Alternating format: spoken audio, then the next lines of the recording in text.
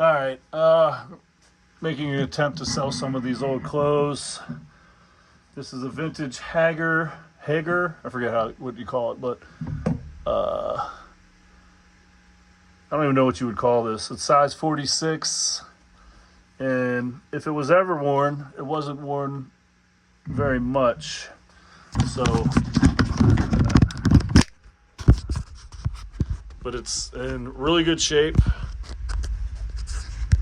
I love the iPhone can't focus. There we go. As you can see, it's in very good shape. Has pockets here and here. The buttons are all there.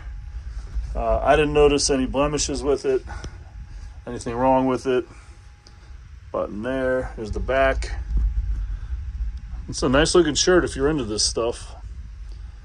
But it's authentic. This isn't thrift store stuff. This is from my father or uncle-in-law. So there you go.